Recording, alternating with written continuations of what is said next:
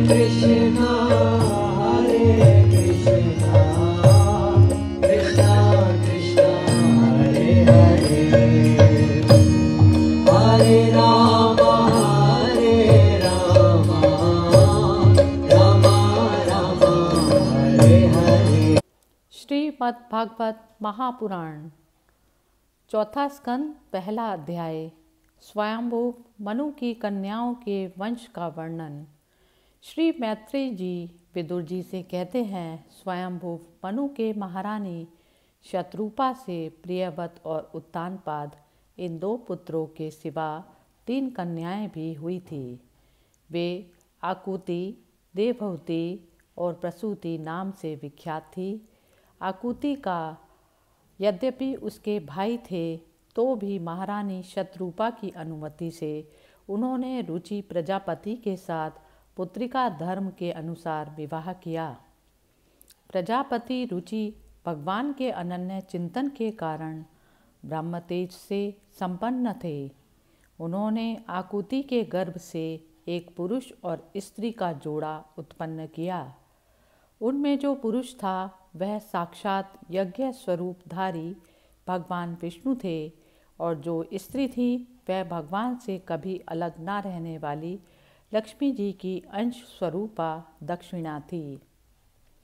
मनु जी अपनी पुत्री आकुति के उस परम तेजस्वी पुत्र को बड़ी प्रसन्नता से अपने घर ले आए और दक्षिणा को रुचि प्रजापति ने अपने पास रखा।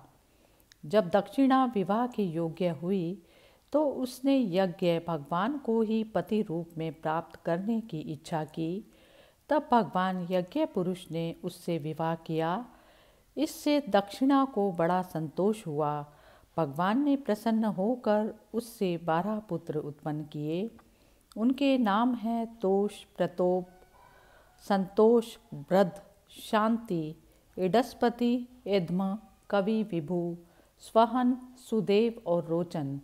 ये ही स्वयंभू मनवंतर में तुषित नाम के देवता हुए। उस मनवंतर में मरीचि आदि सप्तऋषि थे। भगवान यज्ञ ही देवताओं के अधीश्वर इंद्र थे और महान प्रभावशाली प्रियव्रत एवं उत्तानपाद मनुपुत्र थे। वह मनवंतर उन्हीं दोनों के बेटों, पोतों और दहित्रों के वंश से छा गया। प्यारे विदुर जी, मनु जी ने अपनी दूसरी कन्या देवहूति कर्दम जी को ब्याही थी। उसके संबंध की प्रायः सभी बातें तुम मुझसे सुन चुके हो। भगवान मनु ने अपनी तीसरी कन्या प्रसूति का विवाह ब्रह्मा जी के पुत्र दक्ष प्रजापति से किया था। उसकी विशाल वंश परंपरा तो सारी त्रिलोकी में फैली हुई है। मैं कर्दम जी की 9 कन्याओं का और जो 9 ब्रह्म ऋषियों से ब्याही थी पहले ही वर्णन कर चुका हूँ। अब उनकी वंश परंपरा का वर्णन करता हूँ, सुनो। मरीचि ऋषि की पत्नी कर्दम जी की बेटी कला से कश्यप और पूर्णिमा नामक 2 पुत्र हुए, जिनके वंश से यह सारा जगत भरा हुआ है। शत्रुतापन विदुर जी, पूर्णिमा के विरज और विश्वक नाम के 2 पुत्र तथा देवतुल्या नाम की एक कन्या हुई। यही दूसरे जन्म में श्री हरि के चरणों के धोवन से देव नदी गंगा के रूप में प्रकट हुई। अत्रि की पत्नी अनसुईया से दत्तात्रेय, दुर्वासा और चंद्रमा नाम के 3 परम यशस्वी पुत्र हुए। ये भगवान विष्णु, शंकर और ब्रह्मा के अंश से उत्पन्न हुए थे। विदुर जी ने पूछा, गुरु जी, कृपया आप यह बतलाइए कि जगत की उत्पत्ति, स्थिति और अंत करने वाले इन सर्वश्रेष्ठ देवों ने अत्रि मुनि के यहाँ क्या करने की इच्छा से अवतार लिया था। श्री मैत्रेय जी ने कहा, जब ब्रह्मा जी ने ब्रह्मज्ञानियों में श्रेष्ठ महर्षि अत्रि को सृष्टि रचने के लिए आज्ञा दी, तब वे अपनी सहधर्मिणी के सहित तप करने के लिए ऋक्ष नामक कुल पर्वत पर गए। वहाँ पलाश और अशोक के वृक्षों का एक विशाल वन था। उसके सभी वृक्ष फूलों के गुच्छों से लदे थे और उसमें सब और निर्विंध्या नदी के जल की कल कल ध्वनि गूंजती रहती थी। उस वन में वे मुनि श्रेष्ठ प्राणायाम के द्वारा चित्त को वश में करके 100 वर्ष तक केवल वायु पीकर सर्दी गर्मी आदि द्वंद्वों की कुछ भी परवाह ना कर एक ही पैर से खड़े रहे। उस समय वे मन ही मन यही प्रार्थना करते थे कि जो कोई संपूर्ण जगत के ईश्वर हैं, मैं उनकी शरण में हूँ, वे मुझे अपने ही समान संतान प्रदान करें। तब यह देखकर कि प्राणायाम रूपी ईंधन से प्रज्वलित हुआ अत्रि मुनि का तेज उनके मस्तक से निकलकर तीनों लोकों को तपा रहा है, ब्रह्मा विष्णु और महादेव तीनों जगतपति उनके आश्रम पर आए। उस समय अप्सरा मुनि गंधर्व सिद्ध विद्याधर और नाग उनका सुयश गा रहे थे। उन तीनों का एक ही साथ प्रादुर्भाव होने से अत्रि मुनि का अंतःकरण प्रकाशित हो उठा। उन्होंने एक पैर से खड़े खड़े ही उन देवों को देखा और फिर पृथ्वी पर दंड के समान लौटकर प्रणाम करने के बाद अर्घ्य पुष्पादि पूजन की सामग्री हाथ में ले उनकी पूजा की। वे तीनों अपने अपने वाहन हंस गरुड़ और बैल पर चढ़े हुए तथा अपने कमंडलू चक्र त्रिशूल आदि चिन्हों से सुशोभित थे। उनकी आँखों से कृपा की वर्षा हो रही थी। उनके मुख पर मंद हास्य की रेखा थी जिससे उनकी प्रसन्नता झलक रही थी। उनके तेज से चौंधिया कर मुनिवर ने अपनी आंखें मूंद ली। वे चित्त को उन्हीं की ओर लगाकर हाथ जोड़ अति मधुर और सुंदर भावपूर्ण वचनों में लोक में सबसे बड़े उन तीनों देवों की स्तुति करने लगे।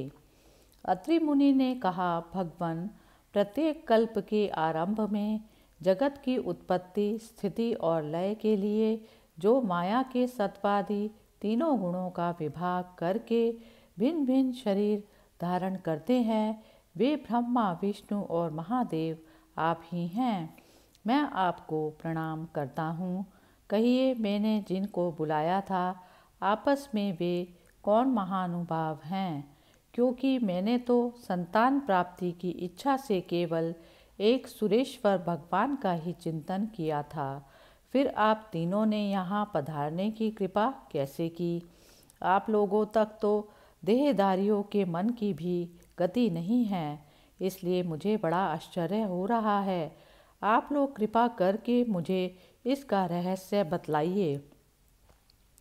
तब श्री मैत्रेय जी कहते हैं, विदुर जी, अत्रि मुनि के वचन सुनकर वे तीनों देव हंसे और उनसे सुमधुर वाणी में कहने लगे। देवताओं ने कहा, ब्रह्मन, तुम सत्य संकल्प हो, अतः तुमने जैसा संकल्प किया था वही होना चाहिए। उससे विपरीत कैसे हो सकता था? तुम जिस जगदीश्वर का ध्यान करते थे वह हम तीनों ही हैं। प्रिय महर्षि, तुम्हारा कल्याण हो। तुम्हारे यहाँ हमारे ही अंश स्वरूप 3 जगत विख्यात पुत्र उत्पन्न होंगे और तुम्हारे सुंदर यश का विस्तार करेंगे। उन्हें इस प्रकार अभिष्ट वर देकर तथा पति पत्नी दोनों से भली भांति पूजित होकर उनके देखते ही देखते वे तीनों सुरेश्वर अपने अपने लोकों को चले गए। ब्रह्मा जी के अंश से चंद्रमा, विष्णु के अंश से योगवेता दत्तात्रेय जी और महादेव जी के अंश से दुर्वासा ऋषि अत्रि के पुत्र रूप में प्रकट हुए। अब अंगिरा ऋषि की संतानों का वर्णन सुनो। अंगिरा की पत्नी श्रद्धा ने सिनी वाली, कुहू, राका और अनुमति इन 4 कन्याओं को जन्म दिया। इनके सिवा उनके साक्षात भगवान उतथ्य जी और ब्रह्मनिष्ठ बृहस्पति जी ये 2 पुत्र भी हुए जो स्वरोचिष मनवंतर में विख्यात हुए। पुलस्त्य जी के उनकी पत्नी हविर्भू से महर्षि अगस्त्य और महातपस्वी विश्रवा ये 2 पुत्र हुए। इनमें अगस्त्य जी दूसरे जन्म में जठराग्नि हुए। विश्वा मुनि के इडविडा के गर्भ से यक्षराज कुबेर का जन्म हुआ और उनकी दूसरी पत्नी केशिनी से रावण, कुंभकर्ण एवं विभीषण उत्पन्न हुए। महामते महर्षि पुलह की स्त्री परम साध्वी गति से कर्मश्रेष्ठ वरियान और सहिष्णु ये 3 पुत्र उत्पन्न हुए। इस प्रकार क्रतु की पत्नी क्रिया ने ब्रह्मतेज से दैदीप्यमान बाल्य खिल्यादि 60,000 ऋषियों को जन्म दिया। शत्रुतापन विदुर जी वशिष्ठ जी की पत्नी ऊर्जा अरुदंती से चित्रकेतु आदि 7 विशुद्ध चित्त ब्रह्म ऋषियों का जन्म हुआ। उनके नाम चित्रकेतु, सुरोचि, विरजा, मित्र, उलबर्ण, वसुवृद्धान और धूमान थे। इनके सिवा उनकी दूसरी पत्नी से शक्ति आदि और भी कई पुत्र हुए। अथर्वा मुनि की पत्नी चित्ती ने दधीचि नामक एक तपोनिष्ठ पुत्र प्राप्त किया, जिसका दूसरा नाम अश्वशिरा भी था। अब भृगु के वंश का वर्णन सुनो। महाभाग भृगु जी ने अपनी भार्या ख्याति से धाता और विधाता नामक पुत्र तथा श्री नाम की एक भगवत परायणा कन्या उत्पन्न की। मेरु ऋषि ने अपनी आयाति और नियति नाम की कन्याएं क्रमशः धाता और विधाता को ब्याही। उनसे उनके मृकंड और प्राण नामक पुत्र हुए। उनमें से मृकंड के मार्कंडेय और प्राण के मुनिवर वेदशिरा का जन्म हुआ। भृगु जी के एक कवि नामक पुत्र भी थे। उनके भगवान उष्णा शुक्राचार्य हुए। विदुर जी इन सब मुनीश्वरों ने भी संतान उत्पन्न करके सृष्टि का विस्तार किया। इस प्रकार मैंने तुम्हें यह कर्दम जी के दोहित्रों की संतान का वर्णन सुनाया। जो पुरुष इसे श्रद्धापूर्वक सुनता है उसके पापों को यह तत्काल नष्ट कर देता है। ब्रह्मा जी के पुत्र दक्ष प्रजापति ने मनुनंदिनी प्रसूति से विवाह किया। उससे उन्होंने सुंदर नेत्रों वाली 16 कन्याएं उत्पन्न की। भगवान दक्ष ने उनमें से 13 धर्म को, एक अग्नि को, एक समस्त पितृगण को और एक संसार का संहार करने वाले तथा जन्म मृत्यु से छुड़ाने वाले भगवान शंकर को दी।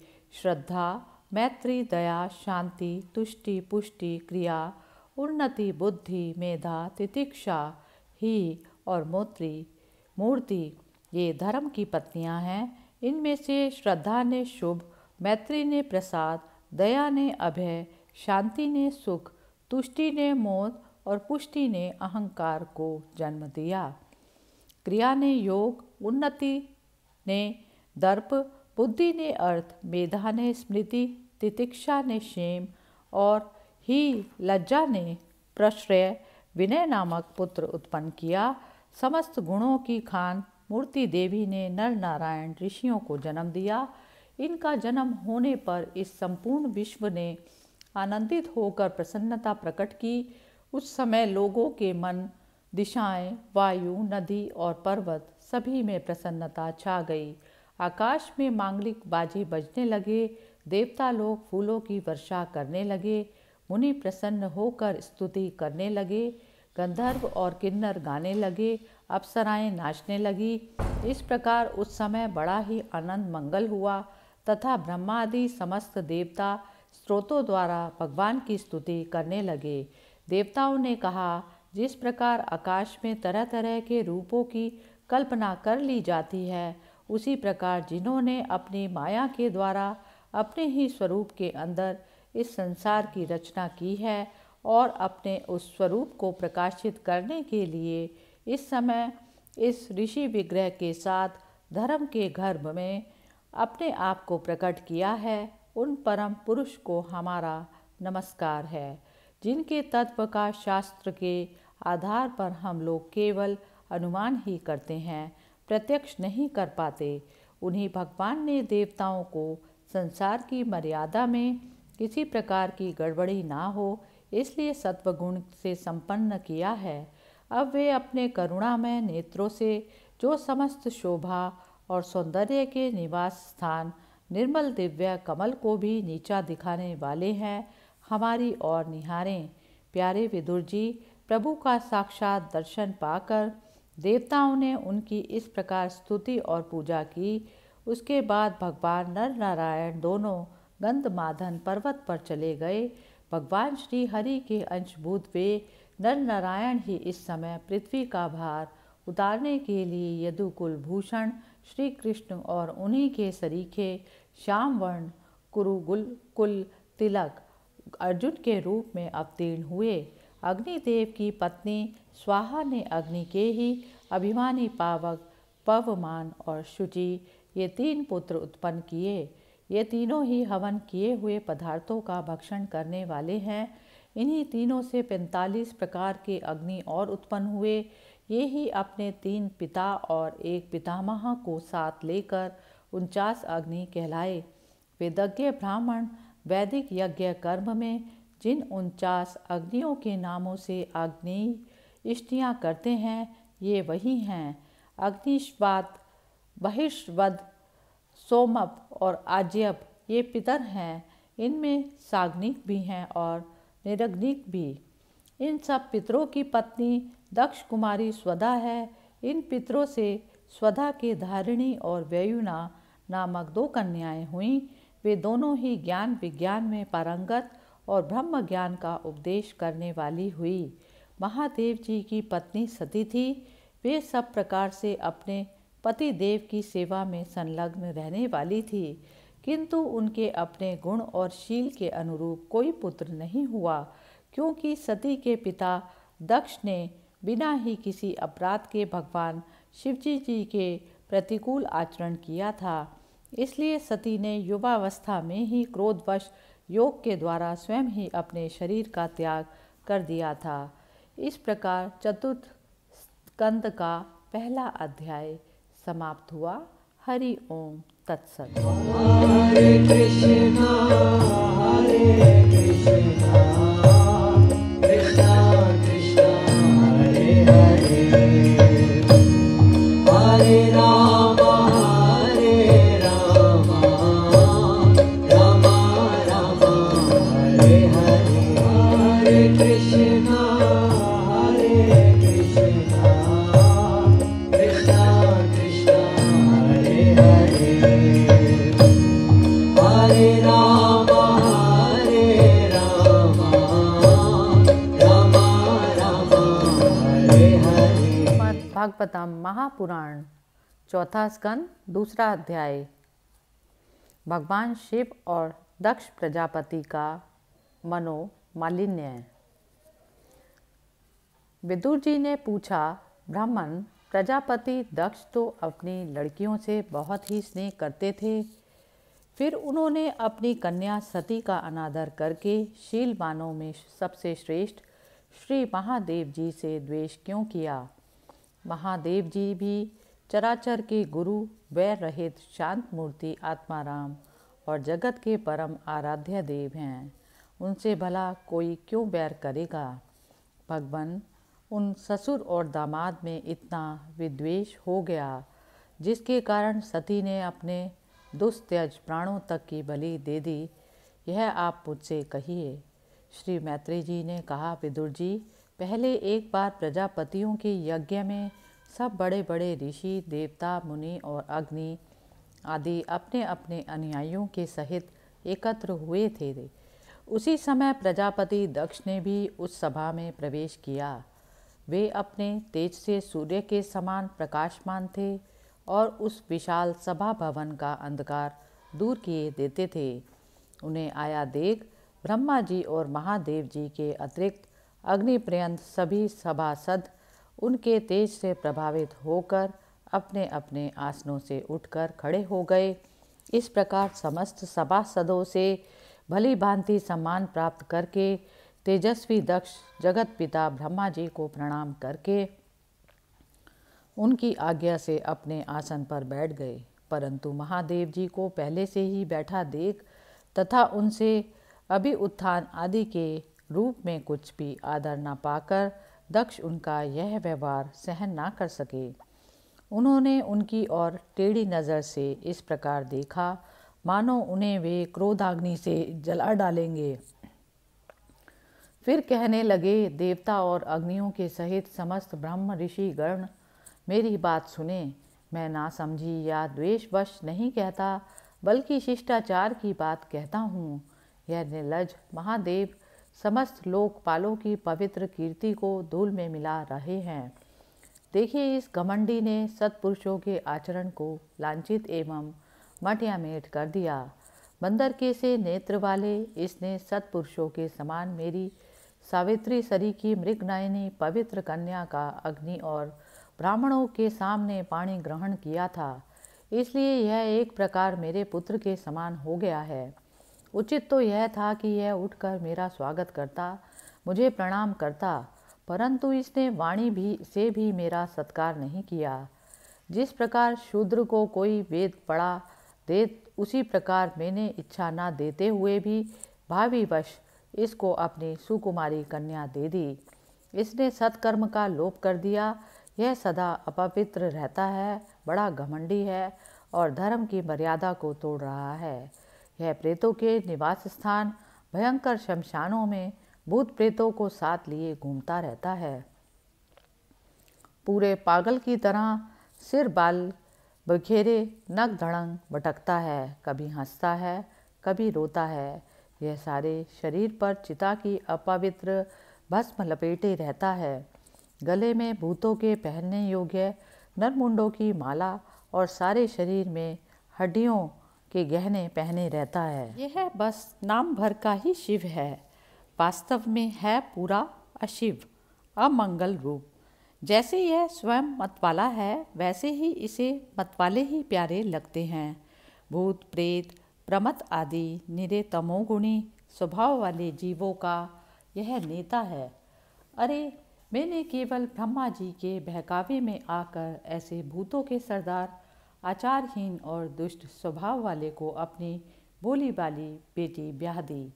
श्री मैत्रेय जी विदुर जी से कहते हैं, दक्ष ने इस प्रकार महादेव जी को बहुत कुछ भला बुरा कहा और उन्होंने इसका कोई प्रतिकार नहीं किया। वे पूर्ववत निश्चल भाव से ही बैठे रहे।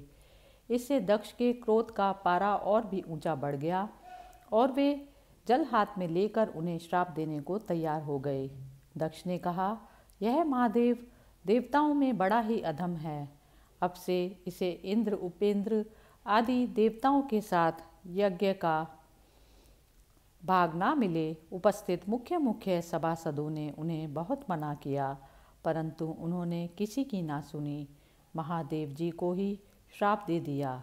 फिर ये अत्यंत क्रोधित हो उस सभा से निकलकर अपने घर चले गए।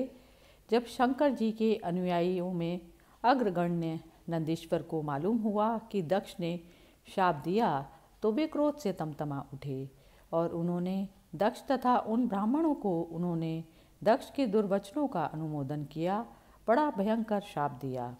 वे बोले, जो इस मरण धर्मा शरीर में ही अभिमान करके किसी से भी द्रोह ना करने वाले भगवान शंकर से द्वेष करता है, वह भेद बुद्धि वाला मूर्ख दक्ष तत्व ज्ञान से विमुख ही रहे। यह चतुर्मस्य यज्ञ करने वाले को अक्षय पुण्य प्राप्त होता है। आदि अर्थवाद रूप वेद वाक्यों से मोहित एवं विवेक भ्रष्ट होकर विषय सुख की इच्छा से कपट धर्म में गृहस्थाश्रम में आसक्त रहकर कर्मकांड में ही लगा रहता है। इसकी बुद्धि देह आदि में आत्मभाव का चिंतन करने वाली है। उसके द्वारा इसने आत्मस्वरूप को भुला दिया। यह साक्षात पशु के ही समान है। अतः अत्यंत स्त्री लंपट हो और शीघ्र ही इसका मुंह बकरे का सा हो जाए। यह मूर्ख कर्ममयी अविद्या को ही विद्या समझता है। इसलिए यह और जो लोग भगवान शंकर का अपमान करने वाले इस दुष्ट के पीछे पीछे चलने वाले हैं, वे सभी जरण मरण रूप संसार चक्र में पड़े रहें। वेदवाणी रूप लता फलश्रुति रूप पुष्पों से सुशोभित है।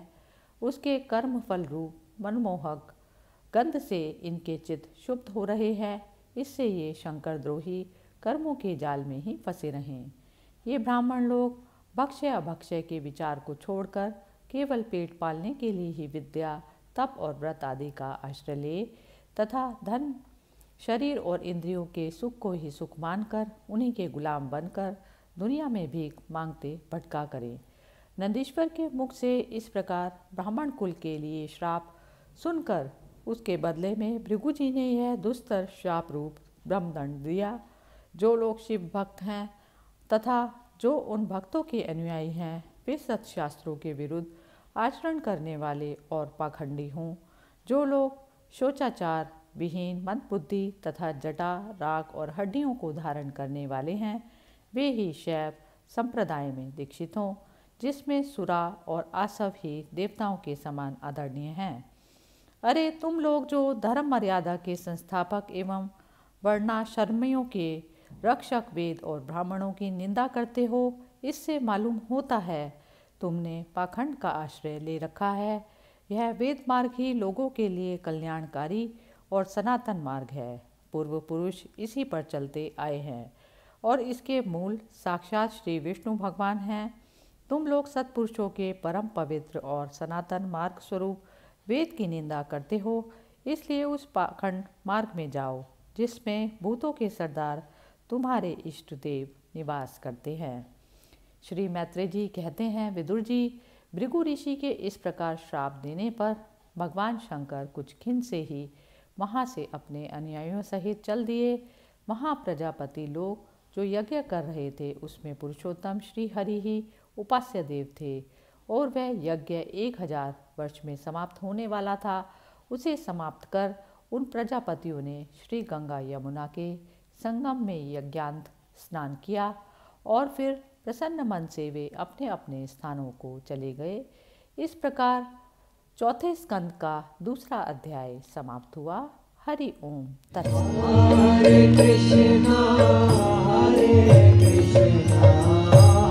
कृष्णा कृष्णा हरे हरे, हरे राम राम राम हरे हरे, हरे कृष्णा कृष्णा कृष्णा हरे हरे, हरे राम राम राम हरे हरे। पुराण चौथा स्कंद तीसरा अध्याय सती का पिता के यहाँ यज्ञ उत्सव में जाने के लिए आग्रह करना। श्री मैत्रेय जी कहते हैं, विदुर जी, इस प्रकार उन ससुर और दामाद को आपस में वैर विरोध रखते हुए बहुत अधिक समय निकल गया। इसी समय ब्रह्मा जी ने दक्ष को समस्त प्रजापतियों का अधिपति बना दिया। इससे उनका गर्व और भी बढ़ गया। उसने भगवान शंकर आदि ब्रह्मनिष्ठों को यज्ञ भाग न देकर उनका तिरस्कार करते हुए पहले तो वाजपेयी यज्ञ किया और फिर बृहस्पति सव नाम का महायज्ञ आरंभ किया।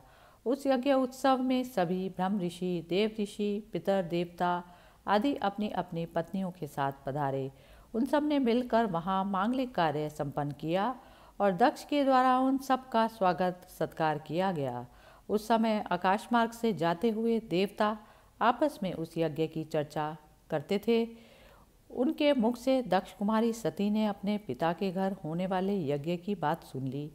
उन्होंने देखा कि हमारे निवास स्थल कैलाश के पास से होकर सब ओर से चंचल नेत्रों वाली गंधर्व और यक्षों की स्त्रियां चमकीले कुंडल और हार पहने खूब सज धज कर अपने अपने पतियों के साथ विमानों पर बैठी उस यज्ञ उत्सव में जा रही हैं। इससे उन्हें भी बड़ी उत्सुकता हुई और उन्होंने अपने पति भगवान भूतनाथ से कहा। सती ने कहा, वामदेव, सुना है इस समय आपके ससुर दक्ष प्रजापति के यहाँ बड़ा भारी यज्ञ उत्सव हो रहा है। देखिए, ये सब देवता वहीं जा रहे हैं। यदि आपकी इच्छा हो तो हम भी चलें। इस समय अपने आत्मियों से मिलने के लिए मेरी बहनें भी अपने अपने पतियों के सहित वहाँ अवश्य आएंगी। मैं भी चाहती हूँ कि आपके साथ वहाँ जाकर माता पिता के दिए हुए गहने, कपड़े आदि उपहार स्वीकार करूँ। वहाँ अपने पतियों से सम्मानित बहनों, मौसियों और स्नेह जननी को देखने के लिए मेरा मन बहुत दिनों से उत्सुक है। कल्याण में इसके सिवा वहाँ महर्षियों का रचा हुआ श्रेष्ठ यज्ञ भी देखने को मिलेगा। अजन्मा प्रभो, आप जगत की उत्पत्ति के हेतु हैं। आपकी माया से रचा हुआ यह परम आश्चर्य में त्रिगुणात्मक जगत आप में ही भास रहा है, किंतु मैं तो स्त्री स्वभाव होने के कारण आपके तत्व से अनभिज्ञ और बहुत दीन हूँ। इसलिए इस समय अपनी जन्मभूमि देखने को बहुत उत्सुक हो रही हूँ। जन्म रहित नीलकंठ देखिए, इनमें कितनी ही स्त्रियां तो ऐसी हैं जिनका दक्ष से कोई संबंध भी नहीं, फिर भी वे अपने अपने पतियों के साथ खूब सज धज कर झुंड की झुंड वहाँ जा रही हैं। वहाँ जाने वाली इन देवांगनाओं राजहंस के समान श्वेत विमानों से आकाशमंडल कैसे सुशोभित हो रहा है। सुरश्रेष्ठ ऐसी अवस्था में अपने पिता के यहाँ उत्सव का समाचार पाकर उसकी बेटी का शरीर उसमें सम्मिलित होने के लिए क्यों ना छटपटाएगा। पति, गुरु और माता पिता आदि सुहृदों के यहाँ तो बिना बुलाए भी जा सकते हैं। अतः देव, मुझ पर आप प्रसन्न हो। आपको मेरी यह इच्छा अवश्य पूर्ण करनी पड़ेगी। आप बड़े करुणामय हैं, तभी तो परम ज्ञानी होकर भी आपने मुझे अपने आधे अंग में स्थान दिया है। अब मेरी इस याचना पर ध्यान देकर मुझे अनुग्रहित कीजिए। श्री मैत्रेय जी कहते हैं, प्रिया सती जी के इस प्रकार प्रार्थना करने पर अपने आत्मियों का प्रिय करने वाले भगवान शंकर को दक्ष प्रजापति ने उन मर्मभेदी दुर्वचन रूप बाणों का स्मरण हो आया जो उन्होंने समस्त प्रजापतियों के सामने कहे थे। तब वे हंसकर बोले। भगवान शंकर ने कहा, सुंदरी, तुमने जो कहा कि अपने बंधुजन के यहाँ बिना बुलाए भी जा सकते हैं, सो तो ठीक है, किंतु ऐसा तभी करना चाहिए जब उनकी दृष्टि अतिशय प्रबल देह अभिमान से उत्पन्न हुए मद और क्रोध के कारण द्वेष दोष से युक्त ना हुई हो। विद्या, तप, धन, सुदृढ़ शरीर, युवावस्था और उच्च कुल, ये 6 सत्पुरुषों के ही गुण हैं, परंतु नीच पुरुषों में ये ही अवगुण हो जाते हैं, क्योंकि इनसे उनका अभिमान बढ़ जाता है और दृष्टि दोष युक्त हो जाती है एवं विवेक शक्ति नष्ट हो जाती है। इसी कारण वे महापुरुषों का प्रभाव नहीं देख पाते। इसी से जो आपने यहाँ आए हुए पुरुषों को कुटिल बुद्धि से मुँह चढ़ाकर रोष भरी दृष्टि से देखते हैं, उन अव्यवस्थित चित्त लोगों के यहाँ ये हमारे बांधव हैं ऐसा समझकर कभी नहीं जाना चाहिए। देवी, शत्रुओं के बाणों से बिंध जाने पर भी ऐसी व्यथा नहीं होती जैसी अपने कुटिल बुद्धि स्वजनों के कुटिल वचनों से होती है, क्योंकि बाणों से शरीर छिन्न भिन्न हो जाने पर तो जैसे तैसे निद्रा आ जाती है, किंतु दुर्वाक्यों से मर्म स्थान विद्ध होने पर तो मनुष्य हृदय की पीड़ा से रात दिन बेचैन रहता है। सुंदरी, अवश्य ही मैं यह जानता हूँ कि तुम परम उन्नति को प्राप्त हुए दक्ष प्रजापति को अपनी कन्याओं में सबसे अधिक प्रिय हो, तथापि मेरी आश्रिता होने के कारण तुम्हें अपने पिता से मान नहीं मिलेगा, क्योंकि वे मुझसे बहुत जलते हैं। जीव की चित्तवृत्ति के साक्षी अहंकार शून्य महापुरुषों की स्मृति को देखकर जिसके हृदय में संताप और इंद्रियों में व्यथा होती है, वह पुरुष उनके पद को तो सुगमता से प्राप्त कर ही नहीं सकता। बस दैत्यगण जैसे श्री हरि से द्वेष मानते हैं, वैसे ही उनसे कुड़ता रहता है। सुमध्य में तुम कह सकती हो कि आपने प्रजापतियों की सभा में उनका आदर क्यों नहीं किया, सो ये सम्मुख जाना, नम्रता दिखाना, प्रणाम करना आदि क्रियाएं जो लोक व्यवहार में परस्पर की जाती हैं, तत्वज्ञानियों के द्वारा बहुत अच्छे ढंग से की जाती है। वे अंतर्यामी रूप से सबके अंतःकरणों में स्थित परम पुरुष वासुदेव को ही प्रणाम आदि करते हैं, देह अभिमानी पुरुष को नहीं करते। विशुद्ध अंतःकरण का नाम ही वसुदेव है, क्योंकि उसी में भगवान वासुदेव का अपरोक्ष अनुभव होता है। उस चित्त में स्थित इंद्रियातीत भगवान वासुदेव को ही मैं नमस्कार किया करता हूँ। इसलिए प्रिय, जिसने प्रजापतियों के यज्ञ में मेरे द्वारा कोई अपराध न होने पर भी मेरा कटु वाक्यों से तिरस्कार किया, वह दक्ष यद्यपि तुम्हारे शरीर को उत्पन्न करने वाला पिता है, तो भी मेरा शत्रु होने के कारण तुम्हें उसे अथवा उसके अनुयायियों को देखने का विचार भी नहीं करना चाहिए। यदि तुम मेरी बात ना मानकर वहाँ जाओगी तो तुम्हारे लिए अच्छा ना होगा, क्योंकि जब किसी प्रतिष्ठित व्यक्ति का अपने आत्मीय जनों के द्वारा अपमान होता है, तब वह तत्काल उनकी मृत्यु का कारण हो जाता है। इस प्रकार चौथे स्कंद का 3रा अध्याय समाप्त हुआ। हरि ओम। हरे कृष्णा कृष्णा कृष्णा हरे हरे, हरे राम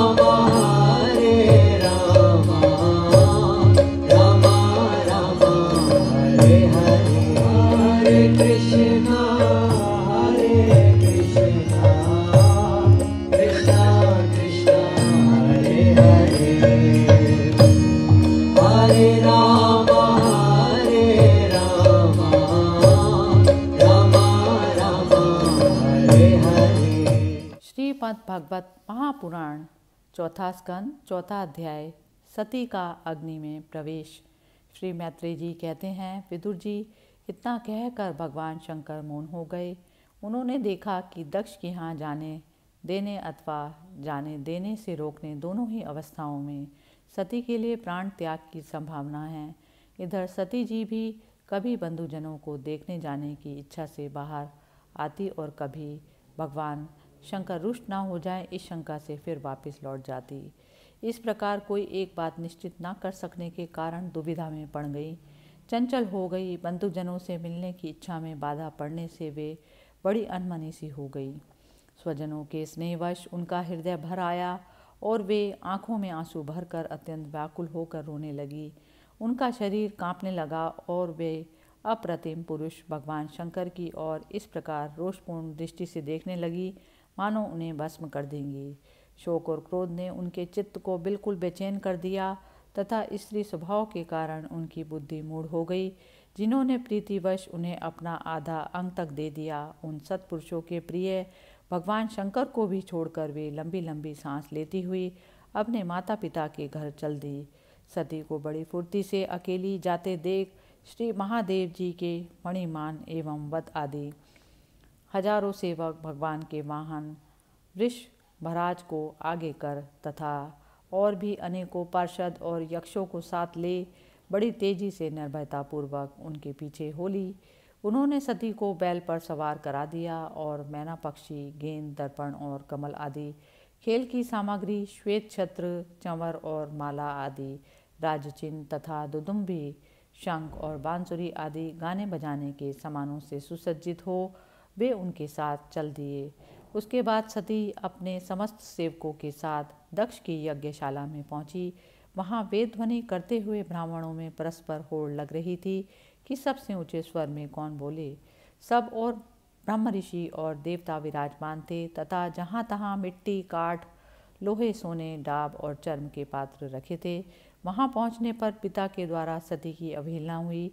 यह देख यज्ञकर्ता दक्ष के भय से सती की माता और बहनों के सिवा किसी भी मनुष्य ने उनका कुछ भी आदर सत्कार नहीं किया। अवश्य ही उनकी माता और बहनें बहुत प्रसन्न हुई और प्रेम से गदगद होकर उन्होंने सती जी को आदरपूर्वक गले लगाया।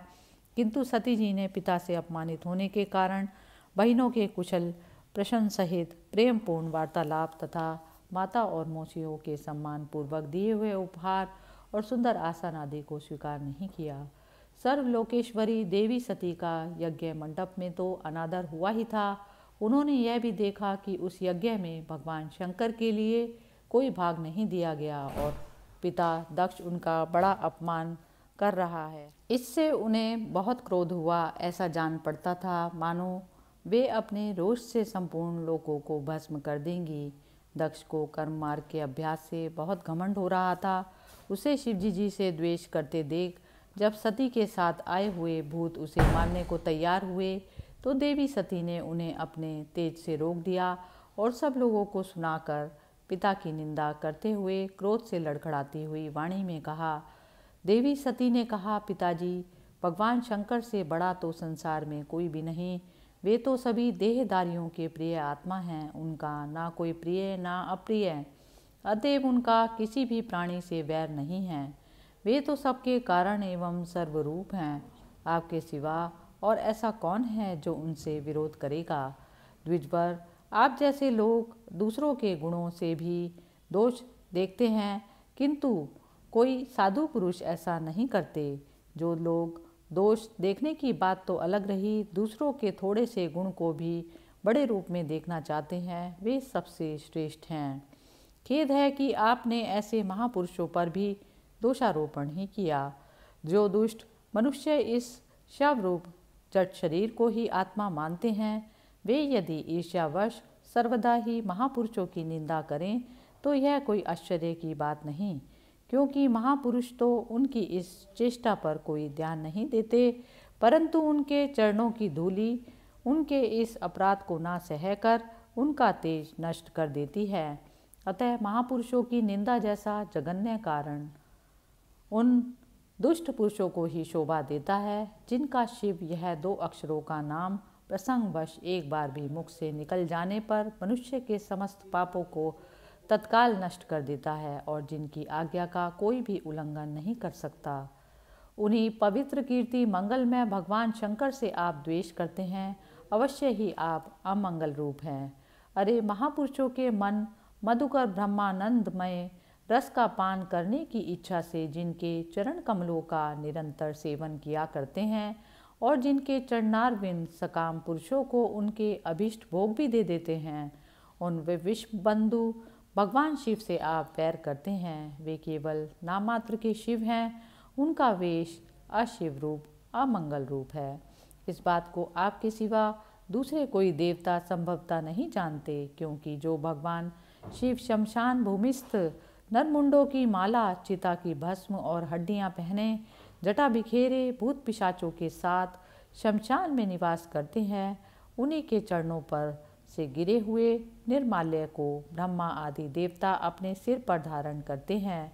यदि निरंकुश लोग धर्म मर्यादा की रक्षा करने वाले अपने पूजनीय स्वामी की निंदा करें तो अपने में उसे दंड देने की शक्ति ना होने पर कान बंद करके वहाँ से चला जाए, और यदि शक्ति हो तो बलपूर्वक पकड़कर उस बकवाद करने वाली अमंगल रूप दुष्ट जिव्या को काट डालें। इस पाप को रोकने के लिए स्वयं अपने प्राण तक दे दें, यही धर्म है। आप भगवान नीलकंठ की निंदा करने वाले हैं, इसलिए आपसे उत्पन्न हुए इस शरीर को अब मैं नहीं रख सकती। यदि भूल से कोई निंदित वस्तु खा ली जाए तो उसे वमन करके निकाल देने से ही मनुष्य की शुद्धि बताई जाती है। जो महामुनि निरंतर अपने स्वरूप में ही रमण करते हैं, उनकी बुद्धि सर्वदा वेद के विधि निमेषमय वाक्यों का अनुसरण नहीं करती। जिस प्रकार देवता और मनुष्य की गति में भेद रहता है, उसी प्रकार ज्ञानी और अज्ञानी की स्थिति भी एक सी नहीं होती। इसलिए मनुष्य को चाहिए कि वह अपने ही धर्म मार्ग में स्थित रहते हुए भी दूसरों के मार्ग की निंदा ना करे। प्रवृत्ति निवृत्ति रूप दोनों ही प्रकार के कर्म ठीक हैं। वेद में उनके अलग अलग रागी और विरागी 2 प्रकार के अधिकारी बताए गए हैं। परस्पर विरोधी होने के कारण उक्त दोनों प्रकार के कर्मों का एक साथ ही एक ही पुरुष के द्वारा आचरण नहीं किया जा सकता। भगवान शंकर तो परब्रह्म परमात्मा है, उन्हें इन दोनों में से किसी भी प्रकार का कर्म करने की आवश्यकता नहीं। पिताजी, हमारा ऐश्वर्य अव्यक्त है, आत्मज्ञानी महापुरुष ही उसका सेवन कर सकते हैं। आपके पास वह ऐश्वर्य नहीं है और यज्ञशालाओं में यज्ञ अन्न से तृप्त होकर प्राण पोषण करने वाले कर्मठ लोग उसकी प्रशंसा भी नहीं करते। आप भगवान शंकर का अपराध करने वाले हैं, अतः आपके शरीर से उत्पन्न इस निंदनीय देह को रखकर मुझे क्या करना है। आप जैसे दुर्जन से संबंध रखने के कारण मुझे लज्जा आती है। जो महापुरुषों का अपराध करता है उससे होने वाले जन्म को भी धिक्कार है। जिस समय भगवान शिव आपके साथ मेरा संबंध दिखलाते हुए मुझे हंसी में दाक्षायणी दक्ष कुमारी के नाम से पुकारेंगे, उस समय हंसी को भूलकर मुझे बड़ी ही लज्जा और खेद होगा। इसलिए उसके पहले ही मैं आपके अंग से उत्पन्न इस शवतुल्य शरीर को त्याग दूंगी। श्री मैत्रेय जी कहते हैं, काम आदि शत्रुओं को जीतने वाले विदुर जी उस यज्ञ मंडप से दक्ष से इस प्रकार कह देवी सती मौन होकर उत्तर दिशा में भूमि पर बैठ गई। उन्होंने आचमन करके पीला वस्त्र ओढ़ लिया और आंखें मूंदकर शरीर छोड़ने के लिए वे योग मार्ग में स्थित हो गई। उन्होंने आसन को स्थिर कर प्राणायाम द्वारा प्राण और अपान वायु को एक रूप में करके नाभि चक्र में स्थित किया और फिर उदान वायु को नाभि चक्र से ऊपर उठाकर धीरे धीरे बुद्धि के साथ हृदय में प्रवेश किया। इसके पश्चात अनिंदिता सती उस हृदय स्थित वायु को कंठ मार्ग से त्रिकुटियों के बीच ले गई। इस प्रकार जिस शरीर को महापुरुषों के भी पूजनीय भगवान शंकर ने कई बार बड़े आदर से अपनी गोद में बिठाया था, दक्ष पर कुपित होकर उसे त्यागने की इच्छा से महामनस्वनी सती ने अपने संपूर्ण अंगों में वायु और अग्नि की धारणा की। अपने पति जगत गुरु भगवान शंकर के चरण कमल मकरंद आदि का चिंतन करते करते सती ने और सब ध्यान भुला दिए। उन्हें उन चरणों के अतिरिक्त कुछ भी दिखाई न दिया। इससे वे सर्वथा निर्दोष अर्थात मैं दक्ष के अन्य हूँ ऐसे अभिमान से भी मुक्त हो गई और उनका शरीर तुरंत ही योगाग्नि से जल उठा। उस समय वहाँ आए हुए देवता आदि ने जब सती का देह त्याग रूप यह महान आश्चर्यमय चरित्र देखा तब वे सभी हाहाकार करने लगे और वह भयंकर कोलाहल आकाश में एवं पृथ्वी तल पर सभी जगह फैल गया। सब और यही सुनाई देता था, हाय दक्ष के दुर्व्यवहार से कुपित होकर देवादिदेव महादेव की प्रिया सती ने प्राण त्याग दिए। देखो सारे चराचर जीव इस दक्ष प्रजापति की ही संतान हैं, फिर भी इसने कैसी भारी दुष्टता की है। इसकी पुत्री शुद्ध हृदया सती सदा ही मान पाने योग्य थी, किंतु इसने उसका ऐसा निरादर किया कि उसने प्राण त्याग दिए। वास्तव में यह बड़ा ही असहिष्णु कार्य था। अब इसकी संसार में बड़ी अपकीर्ति होगी। जब इसकी पुत्री सती इसी के अपराध से प्राण त्याग करने को तैयार हुई तब भी इस शंकर द्रोही ने उसे रोका तक नहीं। जिस समय सब लोग ऐसा कह रहे थे उसी समय शिव जी के पार्षद सती का यह अद्भुत प्राण त्याग देख अस्त्र शस्त्र लेकर दक्ष को मारने के लिए उठ खड़े हुए। उनके आक्रमण का वेग देखकर भगवान भृगु ने यज्ञ में विघ्न डालने वालों का नाश करने के लिए अपहतम वृक्ष इत्यादि मंत्र का उच्चारण करते हुए दक्षिणाग्नि में आहुति दी। अर्धवयुर भृगु ने ज्यों ही आहुति छोड़ी कि यज्ञ कुंड से ऋभु नाम के हजारों तेजस्वी देवता प्रकट हो गए। इन्होंने अपनी तपस्या के प्रभाव से चंद्रलोक प्राप्त किया था। उन ब्रह्म तेज संपन्न देवताओं ने जलती हुई लकड़ियों से आक्रमण किया तो समस्त गुह्यक और प्रमथगण इधर उधर भाग गए। इस प्रकार श्रीमद् भगवत महापुराण के चौथे स्कंद का चौथा अध्याय समाप्त हुआ। हरि ओम। हरे कृष्णा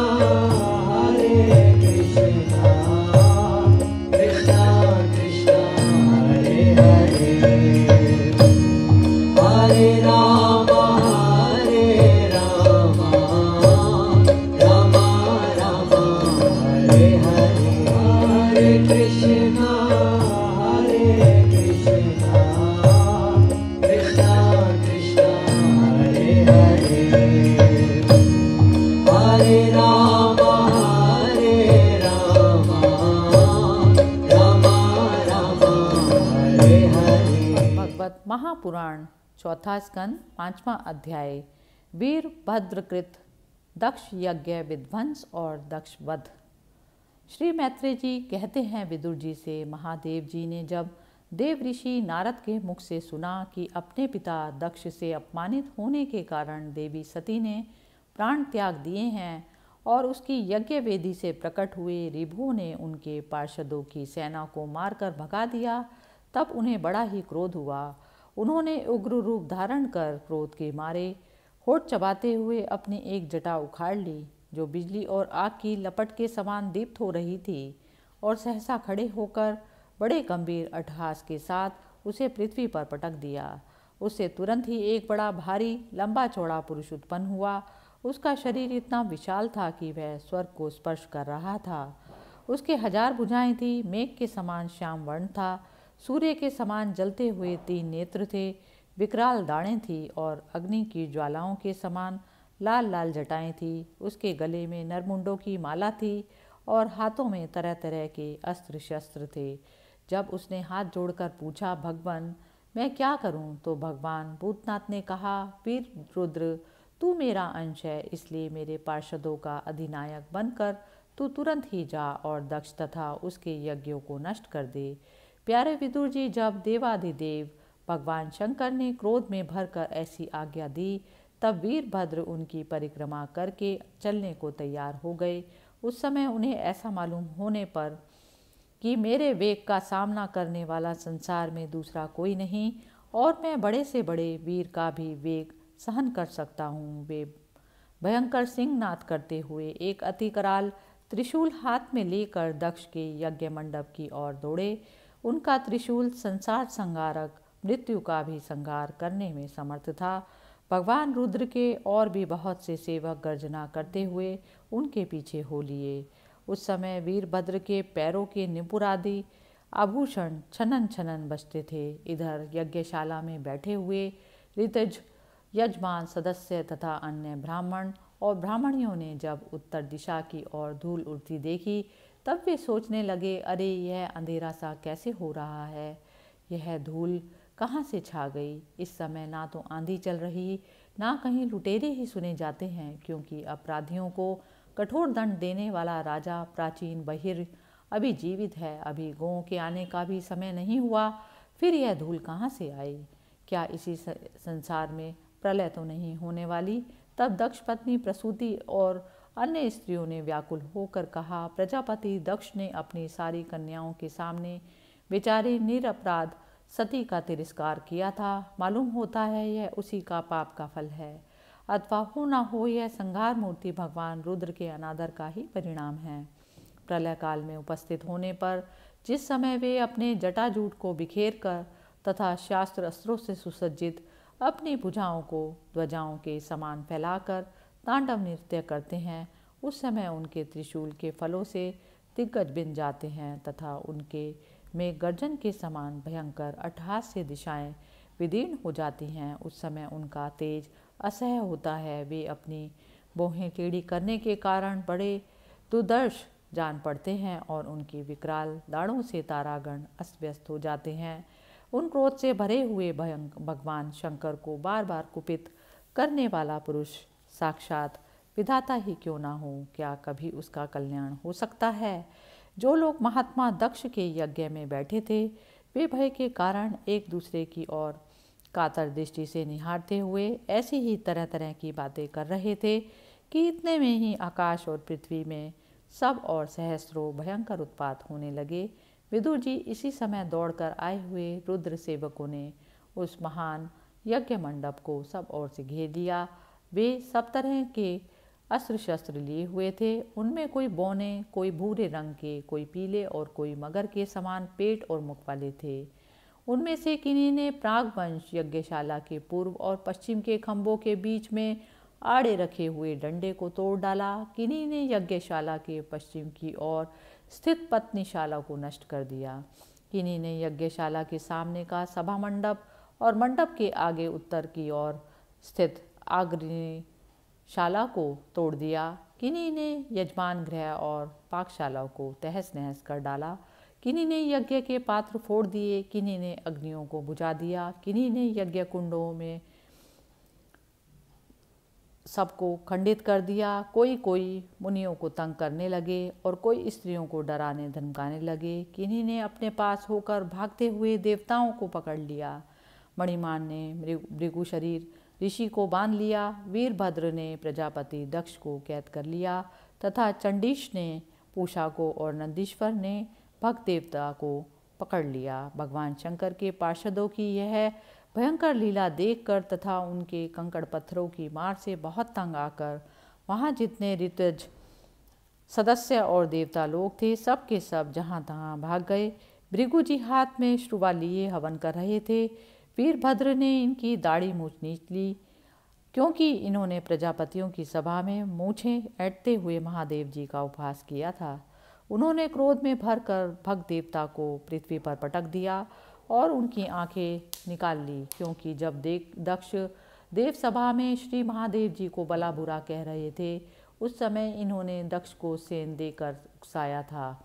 इसके पश्चात जैसे अनिरुद्ध के विवाह के समय बलराम जी ने कलिंग राज के दांत उखाड़े थे, उसी प्रकार उन्होंने पूषा के दांत तोड़ दिए, क्योंकि जब दक्ष ने महादेव जी को गालियां दी थी उस समय ये दांत दिखाकर हंस रहे थे।